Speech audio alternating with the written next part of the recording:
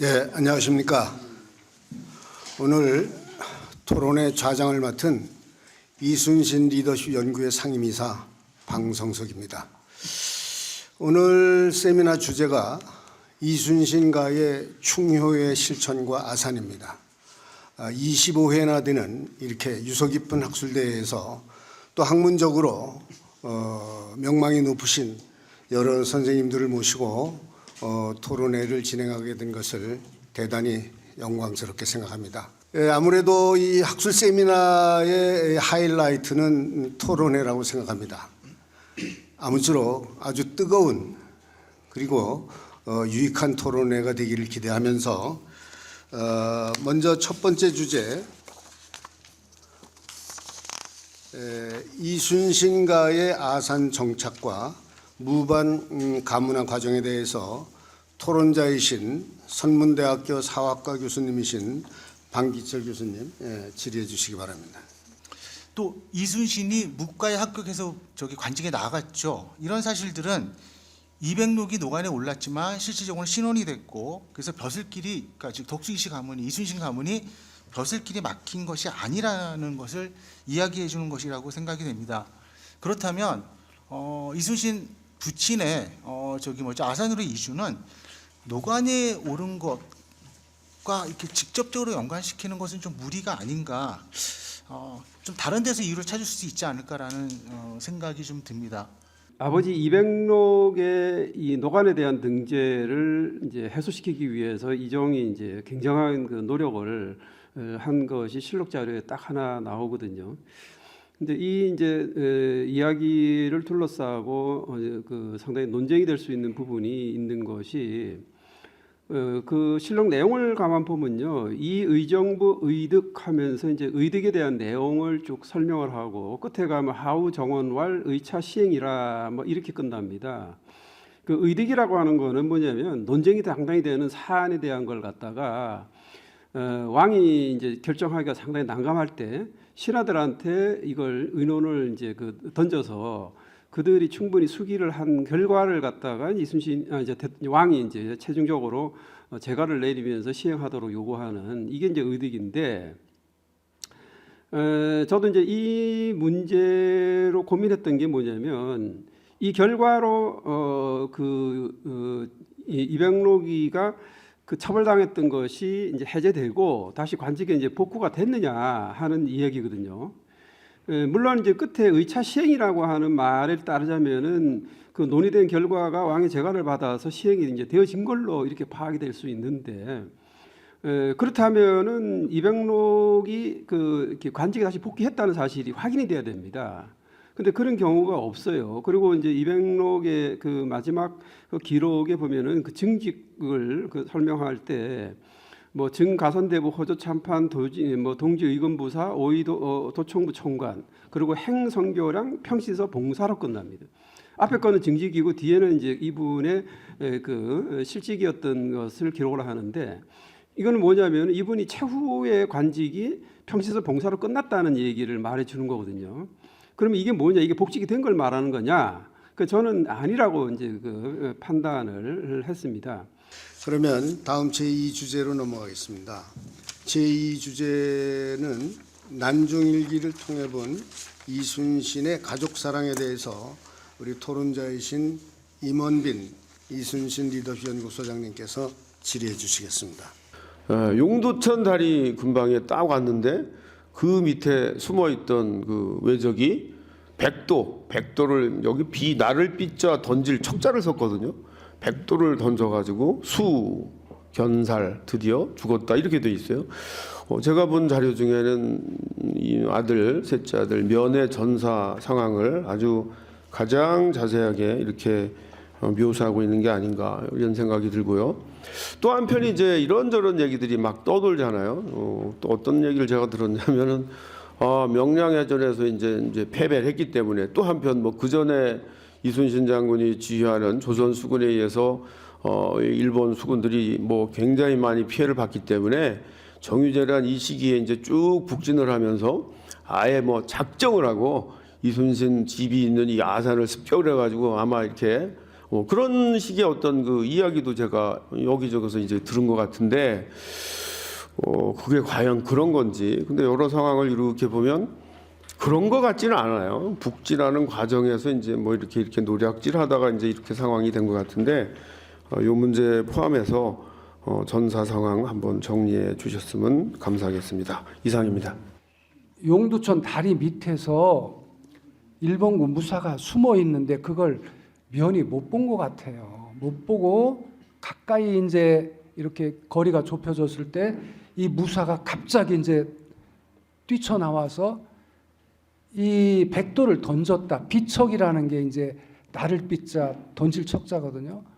그래서 이 비척이라는 것을 볼 때 왜 백도는 일본 무사들이 그 당시 허리춤에 차고 있던 그 단도가 아니겠느냐. 이 백도는 이제 일본 그 자료를 보면 일본 무사의 기본 무장으로 되어 있고 무사들은 칼을 2자를 차고 다녔어요.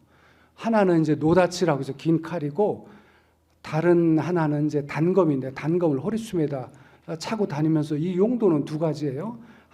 적을 가까이에서 공격할 때 표창으로 쓰는 용도가 있고 또 하나는 활복 자결할 때 이제 이 단도를 쓰고 합니다. 그래서 이게 단도를 던진 것으로 보여지고 그다음에 신유환이라는 사람이 이제 해유록이라고 일본 기행문을 남겼는데 거기에서도 이런 단도 얘기가 나와요. 그래서 이것은 단도를 가까운 거리에서 단도를 던져서 이제 면이 그 단도에 맞고 죽었다. 그래 신유환의 해유록을 보면 짧은 것은 던져서 남이 뜻하지 않은 사이에 맞추면 당장 죽지 않는 자가 없었다. 이런 기록을 신유환이 남겼고 끝으로 이제 이게 명랑해전 보복서를 질문을 하셨는데 제가 볼 때는 이건 아닙니다. 왜냐하면 날짜가 맞지를 않아요. 그러니까 직산 전투가 9월 7일 날 있었거든요. 9월 7일 날 있고 이때 이 부대가 이제 흑전 부대가 직산 전투를 마치고 천안으로 내려와서 여기서 며칠간 머물렀다. 이런 기록이 일본 측 자료에 있어요. 그 이제 구로다 가보라고 흑전 가보라는 그 가문의 역사를 기록한 책에 그게 나옵니다. 그리고서 천안에서 며칠간 머물면서 이 주변 일대를 다 이렇게 분탕질을 하고 다닌 거예요. 그래서 제가 그 면이 죽은 날짜를 10일경으로 이렇게 추정하는 이유가 그런 것을 바탕으로 해서 이제 추정을 한 거고요. 근데 명랑에서는 9월 16일 날 있었거든요. 근데 그 당시 일본군 작전 지도를 이렇게 보면 이미 구로다 부대는 9월 16일에는 그 경상도 상주 쪽으로 이동하고 있었어요. 그러니까 이 명랑해전 보복설은 맞지 않는다. 그런데 왜 이런 얘기가 나오느냐면은 그 이순신 장군 난중일기에 그런 규절이 있어요. 거기에 이제 그 죽은 아들을 슬퍼하는 대목 중에 나 때문에 내가 죽은 게 아니냐 이런 내용이 나오거든요. 그래서 사람들이 혹시 이제 그래서 거기에서 이제 어떤 힌트를 받아서 명랑해전 보복설이다 이런 걸 생각하신 것 같은데 이건 날짜가 맞지 않는다. 그래서 이건 사실이 아닌 걸로 보는데 그러면 다음 3주제로 넘어가겠습니다. 다음 3주제는 임진왜란 시기 이순신과 인물들의 구국 활동에 대해서 토론자이신 전남대학교 이순신 해양문화연구소 연구실장 송은일 교수님께서 질의해 주시겠습니다. 이 글은 봉가, 처가, 외가 인물들을 그같이 분류하여 그들의 활동상을 언급한 것 자체만으로도 상당히 도드라진 연구 성과라고 생각되지만 그들의 활동이 유기적으로 어떻게 연결되었는지 그것이 이순신의 활동과 해전 전황에 어떠한 영향을 미쳤는지 이런 것을 보완해 준다면 조금은 더 나은 완성도 높은 논문이 되지 않을까 이런 생각에서 그렇습니다. 제가 제시한 번가, 외가, 처가 이 방법으로 해서 이렇게 풀어나가는 방법이 쉽지 않을까. 특히 또 이 문제를 풀어나가는데 가장 골머리가 아팠던 게 결국은 이순신과 인물들의 구구 활동을 알려면 한 분 한 분에 대한 행적을 처음부터 끝까지 추적하지 않으면 이 문제를 어떻게 접근할 방법이 없어요. 그래서 그 한 분 한 분들의 행적을 추적하다 보니까 결국 이제 이런 식으로 논문이 됐는데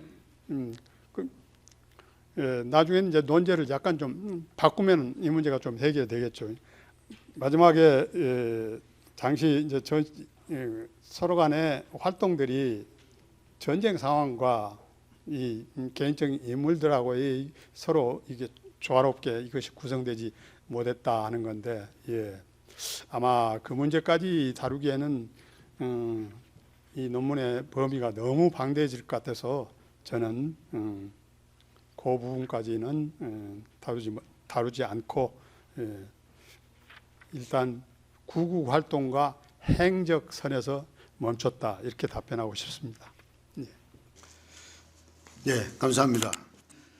그러면 마지막 주제 조선 후기 이순신과 후손들의 활동과 의미에 대해서 청운대학교 우리 김경수 교수님 질의해 주시기 바랍니다.